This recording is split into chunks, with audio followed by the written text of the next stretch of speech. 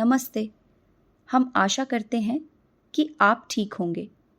जैसा कि हमने पिछले एपिसोड में देखा कि उत्तम को ऑब्सेसिव कंपल्सिव पर्सनालिटी डिसऑर्डर है, जिसके कारण उसे भावनात्मक, शारीरिक और व्यावसायिक चुनौतियों का सामना करना पड़ रहा है। तो फिर चलते हैं उत्तम के बचपन में और जानते हैं इस डिसऑर्डर के पीछे क्या कारण हो सकते हैं। माँ, मैंने एक कविता लिखी है, आप पढ़ोगे? हाँ, दिखाओ। ठीक ही लिखी है, और बेहतर हो सकती थी। तुम इन सब की वजह से पढ़ाई में तो लापरवाही नहीं कर रहे हो ना? नहीं माँ, मैं पढ़ाई भी कर रहा हूँ। हाँ, तुम पढ़ाई में अच्छा करोगे तो तुम्हारी छोटी बहन भी तुमसे कुछ सीखेगी। ठीक है माँ। अब जाओ और पढ़ाई करो। उत्तम, इस बार तुमने एग्जाम्स में काफ़ी अच्छा किया है। तुम काफ़ी मेहनती हो और आगे भी अच्छा कर सकते हो। Thank you ma'am. माँ, मेरे पेपर्स मिले हैं और आज टीचर ने मेरे बारे में काफ़ी अच्छी बातें बोली। उन्होंने कहा कि मैं पढ़ाई में अच्छा कर रहा हूँ। दिखाओ कितने नंबर आए हैं। ये क्या, तुम्हारे तो नंबर कटे हुए हैं, पूरे नंबर तो नहीं आए। पूरे नंबर आने चाहिए थे ना, एक भी गलती नहीं होनी चाहिए। जो भी काम करो उसे बिल्कुल अच्छे से करो। कोशिश करो कि तुम हमेशा फर्स्ट पोजीशन लेकर आओ। ठीक है माँ, अगली बारी कोशिश करूँगा। जाओ अब पढ़ाई करो। तुम अच्छे से पढ़ाई करोगे तो ही हमारा नाम रोशन कर पाओगे, वरना तो समाज में कोई तुम्हारी वैल्यू नहीं करेगा।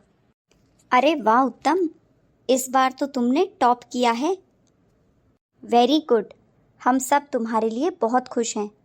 Thank you ma'am. माँ, इस बार मैंने टॉप किया है। ठीक है, लेकिन इसका ये मतलब नहीं कि तुम ओवर कॉन्फिडेंट हो जाओ और आगे मेहनत करना छोड़ दो। आगे भी तुम्हें इतनी ही मेहनत करनी है। मैं जितना मर्जी अच्छा कर लूँ, लेकिन माँ कभी खुश हो ही नहीं पाती हैं।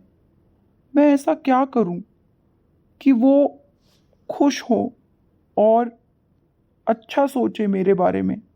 उत्तम, तुम्हें तो पता ही है ना, तुम्हारे पापा को बिजनेस में कितना लॉस हुआ है।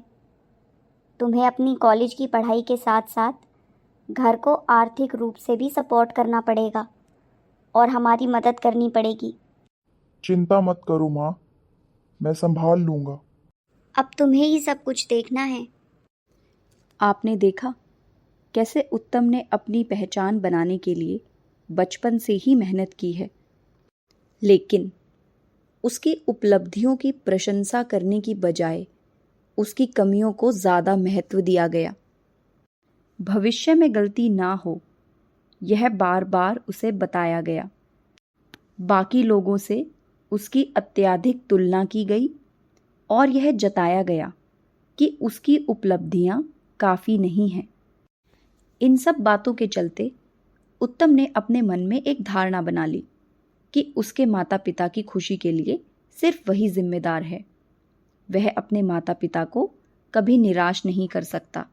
वह जितना मर्जी अच्छा कर ले, लेकिन फिर भी काफ़ी नहीं है। हालांकि उत्तम के माता पिता का इरादा उसे जानबूझकर परेशान करने का नहीं था, लेकिन जाने अनजाने में माता पिता अपने जीवन की असफलताओं और परेशानियों को ना चाहते हुए भी अपने बच्चों पर डाल देते हैं, जिसके कारण उनमें मानसिक समस्याएं होने की संभावना बढ़ जाती है। अब आप सोच रहे होंगे कि अपने बच्चों को बेहतर करने के लिए माता पिता क्यों ना कहें? बिल्कुल करें। बच्चों को प्रोत्साहित करने में कोई बुराई नहीं, लेकिन प्रोत्साहित करने का तरीका ऐसा होना चाहिए जिससे बच्चे का मनोबल बढ़े, ना कि उनके लिए परेशानी का कारण बने। फेलियर्स यानी कि असफलता, उसे एक इवेंट की तरह देखना चाहिए, ना कि किसी की व्यक्तित्व की परिभाषा।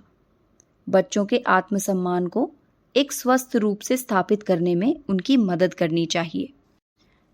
लेकिन अब उत्तम के बचपन में हुई घटनाओं को तो बदला नहीं जा सकता, तो अब क्या किया जाए जिससे उत्तम अपने जीवन में खुश और संतुष्ट रह पाए। तो जानने के लिए बने रहें हमारे साथ। मिलते हैं अगले एपिसोड में।